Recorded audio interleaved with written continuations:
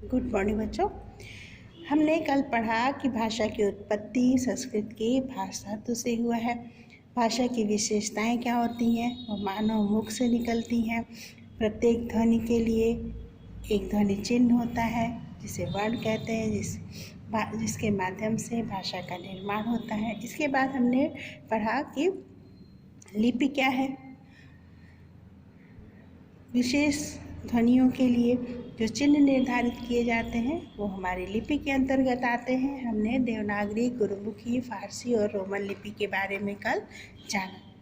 इसके अलावा हमने देवनागरी लिपि की विशेषताएं भी पढ़ी कि ये प्रत्येक वर्ण के लिए इसमें सांकेतिक चिन्ह है, वैज्ञानिक भाषा है, हर ध्वनि को व्यक्त करने की क्षमता है, जैसा हम बोलते हैं वैसा ही लिखते हैं, और साथ ही साथ इसकी लिखावट सुंदर है। अब हम पढ़ते हैं व्याकरण। देखो, भाषा का प्रयोग शुद्ध तरीके से करने के लिए हमें व्याकरण का ज्ञान जरूरी है।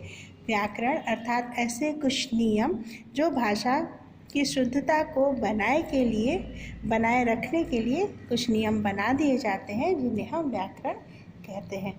भाषा को हम किस तरह से शुद्ध रूप से प्रयोग करेंगे, सही से प्रयोग करेंगे, इसके लिए बनाए गए नियमों को व्याकरण के अंतर्गत रखा जाता है। अर्थात व्याकरण हमें भाषा को शुद्ध बोलने, लिखने, पढ़ने और समझने के नियमों का ज्ञान कराता है। प्रत्येक भाषा के लिए अपनी व्याकरण व्यवस्था होती है जो भाषा को व्यवस्थित रूप प्रदान करती है, और इसी से भाषा का एक मानक रूप स्थिर हो जाता था। मानक रूप स्थिर होने का क्या मतलब है कि जिस तरह से भाषा को हम प्रयोग करते हैं, तो हमारी तो मातृभाषा है।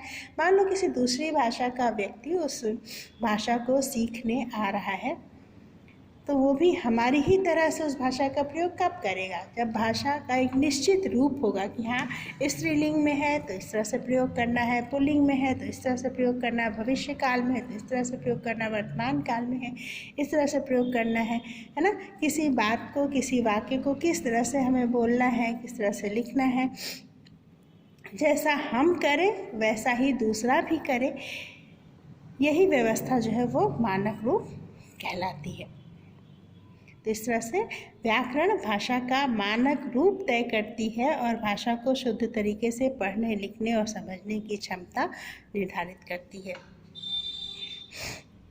अब हम बात करते हैं हिंदी की। हिंदी ये भारतीय आर्य परिवार की भाषा है जिसका विकास संस्कृत से हुआ। संस्कृत से हिंदी के विकास क्रम में संस्कृत के बाद पाली का थोड़ा विकसित रूप पाली के बाद प्राकृत और प्राकृत के बाद अपभ्रंश, इस तरह से विभिन्न चरणों में होते हुए संस्कृत से हिंदी भाषा का विकास हुआ, और आज हिंदी संपूर्ण भारत की संपर्क भाषा बन गई है। हिंदी का विकास राष्ट्रभाषा, राजभाषा और राष्ट्रीय भाषा के रूप में भी हो रहा है। राष्ट्रभाषा अर्थात किसी राष्ट्र के, किसी देश के अधिकतम लोगों द्वारा बोली जाने वाली भाषा को राष्ट्रभाषा कहा जाता है। वो भाषा जिसमें राजकीय कामकाज, सरकारी कामकाज होते हैं, वो भाषा राजभाषा होती है, और हमारे देश की राजभाषा भी हिंदी ही है। अंतर्राष्ट्रीय भाषा यानी दो विभिन्न अलग अलग राष्ट्रों या देशों में रहने वाले लोग जिस भाषा को समझें, वो हमारी भाषा अंतर्राष्ट्रीय भाषा होती है, और हिंदी का विकास अंतर्राष्ट्रीय भाषा के रूप में भी हो रहा है। भारत में हिंदी का अध्यापन हम मातृभाषा के रूप में करते हैं, प्रथम भाषा और द्वितीय भाषा के रूप में भी करते हैं। हमारी चूँकि मातृभाषा हिंदी है तो हम मातृभाषा के रूप में अध्ययन करते हैं। जहाँ पर मातृभाषा हिंदी नहीं है, भारत के अन्य कुछ प्रदेशों में, वहाँ पर द्वितीय भाषा या प्रथम भाषा के रूप में हिंदी का अध्ययन किया जाता है। अब हम बात करते हैं हिंदी के क्षेत्र की। 14 सितंबर 1949 को हिंदी को भारत के संविधान में राजभाषा का दर्जा दिया गया। उत्तर प्रदेश, हिमाचल प्रदेश, हरियाणा, राजस्थान, मध्य प्रदेश, बिहार, उत्तराखंड, झारखंड, छत्तीसगढ़, दिल्ली, अंडमान निकोबार संघ राज्य क्षेत्रों में आदि जगहों पर हिंदी भाषा शासन और शिक्षा की भाषा है। बंगाल, उड़ीसा, महाराष्ट्र, गुजरात और पंजाब की संपर्क भाषा भी हिंदी है। संपर्क भाषा यानी जहाँ पर दूसरे प्रदेशों से आने वाले लोग जो है वहाँ की भाषा समझने के लिए या वहाँ के लोगों से बातचीत करने के लिए जिस भाषा का प्रयोग करते हैं वो संपर्क भाषा कहलाती है। इसका कुछ प्रदेशों में जैसे बंगाल, उड़ीसा, महाराष्ट्र, गुजरात और पंजाब में हिंदी का प्रयोग संपर्क भाषा के रूप में होता है। दक्षिण राज्यों में जैसे तमिलनाडु, आंध्र प्रदेश, केरल, कर्नाटक, इन जगहों पर तमिल, तेलुगु, मलयालम और कन्नड़ भाषा जो द्रविड़ भाषा परिवार की भाषा है इसका प्रयोग होता है। लेकिन वहाँ पर भी हिंदी बहुतायत अधिक मात्रा में बोली और समझी जाती है। इस तरह से हिंदी भारत के बाहर भी अनेक देशों में जैसे Burma, Sri Lanka, Mauritius, Trinidad, Fiji, Malaya, Suriname तथा दक्षिण और पूर्वी अफ्रीका में भी हिंदी का प्रयोग होता है। हिंदी भाषा की कुछ बोलियां भी हैं। बोली अर्थात ऐसी भाषा जो क्षेत्र विशेष में बोली जाती है, कम छोटे क्षेत्र में बोली जाती है। जैसे पश्चिम में हमारी हरियाणवी, खड़ी बोली, ब्रज भाषा, बुंदेली और राजस्थानी ये बोली है। पूरब में अवधी, छत्तीसगढ़ी, भोजपुरी और मैथिली बोली का प्रयोग होता है। उत्तर में गढ़वाली और कुमाऊनी बोली का प्रयोग होता है और दक्षिण में दक्षिणी हिंदी का प्रयोग बोली के रूप में होता है। हिंदी भाषा की कुछ विशिष्ट रचनाएं हैं जैसे ब्रज भाषा में सूरसागर और विनय पत्रिका जो है सूरसागर जिसके रचयिता सूरदास है और विनय पत्रिका जिसके कवि तुलसीदास जी हैं। अवधी भाषा में रामचरितमानस जिसके रचयिता तुलसीदास जी हैं और पद्मावत जिसके रचयिता जयसिंह जी हैं। खड़ी बोली में कामायनी जयशंकर प्रसाद जी द्वारा लिखी गई है। साकेत मैथिली शरणगुप्त द्वारा, प्रिय प्रभास अयोध्या सिंह उपाध्याय हरिऔध द्वारा और मैथिली भाषा में पदावली जो विद्यापति द्वारा लिखी हुई है। ये कुछ बोलियाँ, कुछ रचनाएं हमारी हिंदी भाषा में। अब हम बात करते हैं साहित्य की। साहित्य क्या है? देखो, जब हमने भाषा को लिखना शुरू किया तो हमने हमारे जो है लोगों ने उस भाषा को के माध्यम से ज्ञान को संग्रहित करना शुरू किया, यानी लिख करके उस ज्ञान का संचय करना शुरू किया। और इसी ज्ञान का संचय जो उन्होंने लिख कर किया वो साहित्य कहलाया। जैसे बहुत सारी जानकारी थी, जब पहले लिखा नहीं जाता था तो ओरल वो चीज़ें रहती थी, धीरे धीरे नष्ट हो जा सकती थी। इस बात का ध्यान रख के लिपि का विकास किया गया और फिर ज्ञान की जो तमाम बातें थी, कहानी या कविताएं थी, इनको एक जो है लिपिबद्ध किया गया, लिखा गया और लिपिबद्ध करके जब इसे एक जगह संग्रहित किया गया तो यही साहित्य के अंतर्गत आया। इसीलिए भाषा का विस्तृत ज्ञान साहित्य को कहा जाता है। हिंदी साहित्य का पूरे विश्व में एक विशिष्ट स्थान है।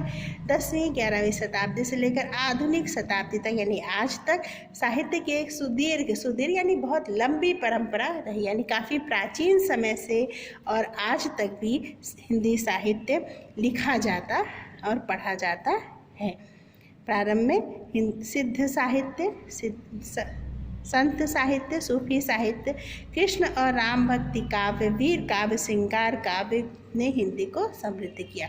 शुरुआती दौर में जब हिंदी भाषा एक साहित्य का सृजन होने लगा तो सिद्ध साहित्य यानी सिद्ध जो संत होते थे या संत होते थे, जो सिद्ध व्यक्ति होते थे, वे अपने ज्ञान को साहित्य में लिख करके संग्रहित करते थे। सूफी जो होते थे वो अपने ज्ञान को लिख करके इकट्ठा करते थे तो वो सूफी साहित्य कहलाया।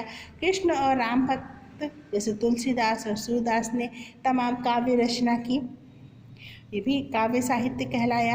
वीरों की कुछ रचनाएं की गई, वीरों के ऊपर हमारे देश के जो महावीर लोग थे उनके जैसे महाराणा प्रताप पृथ्वीराज चौहान, है ना, या और भी बहुत से राजा, उनकी गाथाओं का, उनकी वीरता का वर्णन किया गया जो वीर काव्य कहलाया, और श्रृंगार काव्य। ये बहुत सारे साहित्य के प्रकार हैं जो जिन्होंने हिंदी भाषा को समृद्ध किया है।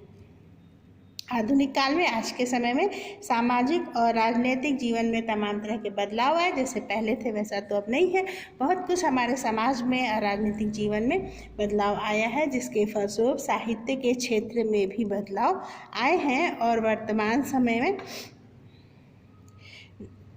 बहुत सारी नई कविता, नई कहानी, इस तरह की बहुत सारी विधाएं हिंदी भाषा से जुड़ी हैं। आधुनिक काल में पहले से अधिक साहित्य अधिकांशतः पद्य में है। पद्य अर्थात कविता के रूप में है, और इनकी भाषा मुख्य रूप से अपभ्रंश, प्राकृत, ब्रज भाषा और अवधी है। आधुनिक काल में भी गद्य साहित्य लिखा जाता है, जैसे नाटक के रूप में, निबंध के रूप में, पत्र के रूप में, कहानियों के रूप में, लघु कथा के रूप में, है ना। इस तरह से साहित्य के विभिन्न विधाएं हिंदी भाषा में हैं। यहाँ तक कि पद्य जो कविताएं भी थी वो भी पहले छंदों में लिखी जाती थी, अब छंद मुक्त होकर के गद्यात्मक हो गई हैं, यानी गद्य की तरह से उनकी रचना होती है। हमारे भारतीय संविधान में 22 भाषाओं को मान्यता प्रदान की गई है भारत में, जिसमें है असमिया, ओड़िया, उर्दू, कन्नड़, कश्मीरी, कोंकणी, गुजराती, डोगरी, तमिल, तेलुगु, नेपाली, पंजाबी, बंगला, बोडो, मणिपुरी, मराठी, मलयालम, मैथिली, संथाली, संस्कृत, सिंधी और हिंदी। इन 22 भाषाओं को भारतीय संविधान में मान्यता मिली हुई है। अब बात करते हैं मानक हिंदी की, है ना। हम जानते हैं कि हमारा देश बहुत बड़ा देश है, या बहुत तरह के लोग हैं। लोग अपने अनुसार भाषा का प्रयोग करने लगते हैं, भाषा को तोड़ मरोड़ देते हैं। तो एक उसका निश्चित रूप तय किया गया कि हाँ, भाषा के वर्ण किस तरह से लिखे जाएंगे, भाषा के व्यंजनों का प्रयोग किस तरह से किया जाएगा, मात्राएं किस प्रकार से लगेंगी, है ना, ये सारी चीज़ें। और पंचम वर्ण, यानी जैसे क ख ग घ अंगा है तो उसका अंगा, इसका प्रयोग, या च छ ज छ इया है तो इया का प्रयोग किस तरह से होगा, ये चीज़ें निर्धारित की गई।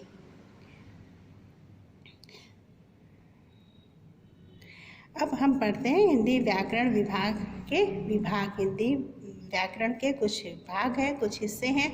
जैसे सबसे पहले हम पढ़ते हैं वर्ण व्यवस्था, यानी किस प्रकार से हिंदी भाषा में वर्णों को लिखा जाता है। फिर वर्णों को मिलाकर किस प्रकार से शब्द बनते हैं, जो शब्दों की व्यवस्था कहलाती है शब्द। और फिर यही शब्द वाक्य में प्रयोग होने के बाद पद के रूप में परिवर्तित हो जाते हैं। फिर तीसरा हम पढ़ते हैं कि किस तरह से शब्दों को मिलाकर वाक्य की रचना होती है। आजकल हम सभी जानते हैं कि कंप्यूटर का प्रयोग पढ़ाई के लिए ज़्यादा हो रहा है।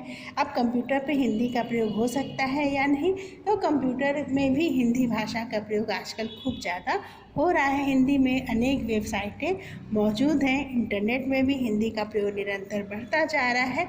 और इंदौर की नई दुनिया समूह से शुरू हुआ हिंदी पोर्टल अब एक संपूर्ण पोर्टल बन गया है। इसके साथ ही हिंदी के अखबारों ने भी विश्व जाल में अपनी उपस्थिति दर्ज कराना शुरू कर दिया। नेट पर हिंदी के अखबार भी अब उपलब्ध हो जाते हैं।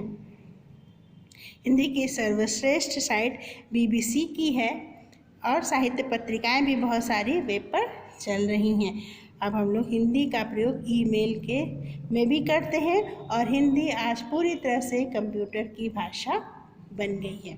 इस तरह से अब हमने पढ़ा कि हिंदी भाषा क्या है। भाषा मन के भावों और विचारों को व्यक्त करने का माध्यम है। भाषा के 2 रूप होते हैं, मौखिक और लिखित। भाषा के लिखने के ढंग को लिपि कहते हैं। भारत में अनेक भाषाओं लिपियों का प्रयोग होता है। हिंदी की लिपि देवनागरी और अंग्रेजी की लिपि रोमन है। व्याकरण भाषा के शुद्ध रूप का ज्ञान कराती है। हिंदी भारतीय आर्य भाषा परिवार की भाषा है। भारत के संविधान में 22 भाषाओं को मान्यता प्रदान की गई है। हिंदी में अनेक बोलियों का प्रयोग भी होता है, और हिंदी व्याकरण में के 3 अंग हैं, वर्ण, शब्द और पद। इस तरह से ये हमारा पहला चैप्टर पूरा होता है।